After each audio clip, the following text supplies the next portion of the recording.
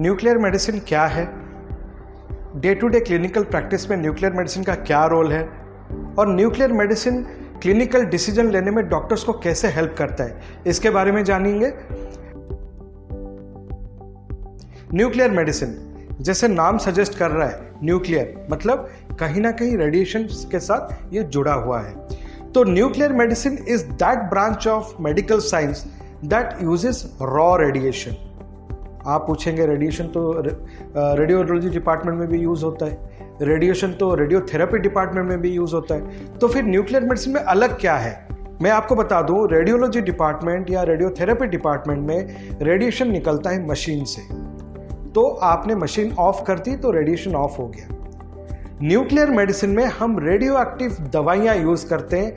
हम पेशेंट को radio active दवाई इंजेक्शन के थ्रू या मुंह से देते हैं और हमारे लिए जो रेडिएशन का सोर्स होता है वो पेशेंट होता है, ना कि मशीन। रेडियोलॉजी में और रेडियोथेरेपी में रेडिएशन का सोर्स होता है मशीन, हमारे डिपार्टमेंट में रेडिएशन का सोर्स होता है पेशेंट। अब हम जानेंगे कि न्यूक्लियर मेडिसिन का day to day clinical practice में रोल क्या है।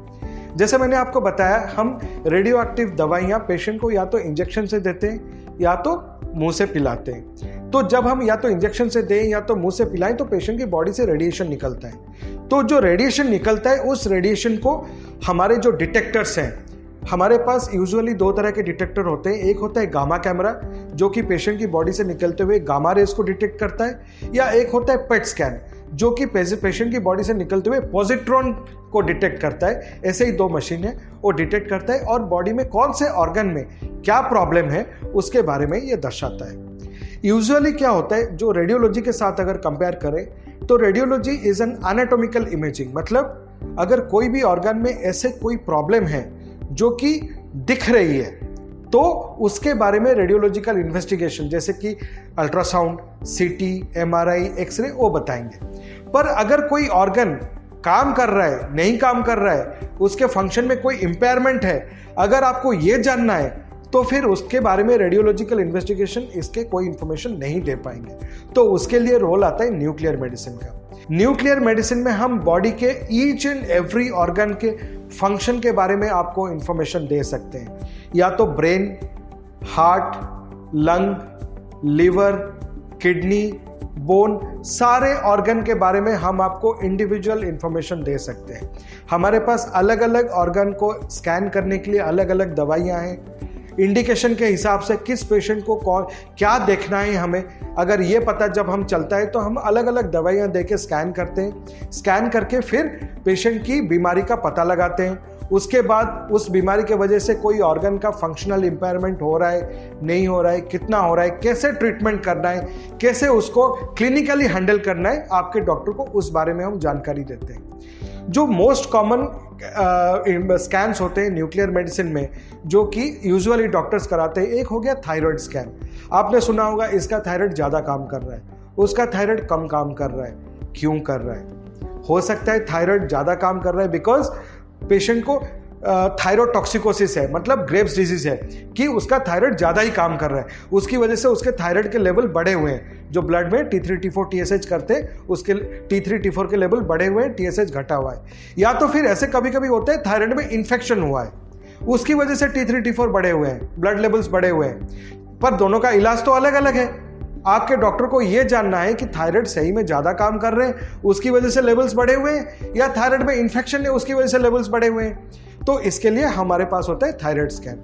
जो नेक्स्ट जो मोस्ट कॉमन स्कैन होता है वो होता है DTPA। DTPA स्कैन मतलब किडनी का फंक्शन स्कैन। अगर किसी की किडनी में पथरी है, सूजन है, रुकावट है, इन्फेक्शन है, या किसी के पास एक ही किडनी पैदाइशी एक ही किडनी से हुआ है, तो वो किडनी काम कर रही है, नहीं काम कर रही है, कुछ करना है, नहीं करना है, इसके बारे में अगर जो हमें इंफॉर्मेशन जानना है तो फिर हम DTPA स्कैन करते हैं। जो तीसरा मोस्ट कॉमन स्कैन होता है वो होता है हार्ट का SPECT scan, myocardial perfusion imaging. मतलब अगर किसी पेशेंट को कोई भी हार्ट के नसों में ब्लॉकेज है जिसकी वजह से उसको हार्ट अटैक हुआ या अंजाइना मतलब चेस्ट पेन हुआ, तो कौन से नस में ब्लॉकेज है, कितना ब्लॉकेज है, उसकी वजह से हार्ट का जो जिस एरिया को सप्लाई कर रहा है कोई उसका फंक्शनल खराब है नहीं है, उसमें हमें दवाइयों से ठीक करना है या स्टेंट लगाना पड़ेगा या बाईपास करनी पड़ेगी, ये सारा जो इन्फॉर्मेशन है उसके लिए हमारे पास होता है myocardial perfusion imaging. Nuclear medicine में और एक मोडालिटी है, उसका नाम है पेट स्कैन। आप बहुत लोगों ने सुना होगा। पेट स्कैन का जो मेन रोल होता है वो आता है कैंसर इमेजिंग में। मतलब कैंसर के हर स्टेज में पेट स्कैन एक लौता इन्वेस्टिगेशन ऐसा है जो कि आपके डॉक्टर को सारे इंफॉर्मेशन दे सकता है। डायग्नोसिस के लिए, मतलब किसी को कैंसर है कि नहीं है, डायग्नोसिस हो गया तो नेक्स्ट कौन सा स्टेज है जिसके ऊपर आपका ट्रीटमेंट डिपेंड करेगा, स्टेज के बारे में। ट्रीटमेंट चल रहा है तो रेस्पॉन्स आ रहा है, नहीं आ रहा है तो रेस्पॉन्स इवैल्यूएशन, और ट्रीटमेंट खत्म हो गया तो बॉडी में कहीं पे कैंसर बचा हुआ है, नहीं बचा हुआ है, ये सारा इंफॉर्मेशन देता है पेट स्कैन। ये तो हो गया diagnostic investigation in nuclear medicine. मतलब न्यूक्लियर मेडिसिन में डायग्नोस्टिक प्रोसीजर्स क्या क्या हैं। न्यूक्लियर मेडिसिन सिर्फ डायग्नोसिस के बारे में नहीं है, न्यूक्लियर मेडिसिन ट्रीटमेंट के बारे में भी है। जैसे कि थायराइड कैंसर में आयोडीन का ट्रीटमेंट, थायराइड कैंसर में ऑपरेशन हो गया, उसके बाद बॉडी में अगर कहीं पे कुछ भी कैंसर के कोई भी सेल्स बचे हुए हैं तो उसको हम आयोडीन देके डिस्ट्रॉय कर देते हैं। प्रोस्टेट कैंसर फैला हुआ है जिसको बोलते हैं मेटास्टैटिक प्रोस्टेट कैंसर, उसमें लुटिशियम पीएसएमए ट्रीटमेंट। न्यूरोएंडोक्राइन ट्यूमर एक तरह का ट्यूमर होता है जो थोड़ा रेयर है, बट अगर मेटास्टैटिक है, फैला हुआ है, तो उसमें लुटिशियम पीआरआरटी थेरेपी, ये सारे ट्रीटमेंट हम करते हैं। तो कुल मिला के न्यूक्लियर मेडिसिन मेडिकल साइंस का एक ऐसा ब्रांच है जो कि रेडियो एक्टिव दवाइयाँ यूज़ करता है पेशेंट की बीमारी की डायग्नोसिस के लिए, ट्रीटमेंट प्लानिंग के लिए और कुछ कैंसर्स के ट्रीटमेंट के लिए। तो ये हो गया न्यूक्लियर मेडिसिन के बारे में। अगर आपको इस बारे में और कुछ जानना है तो आप हमें संपर्क कर सकते हैं। Thank you so much.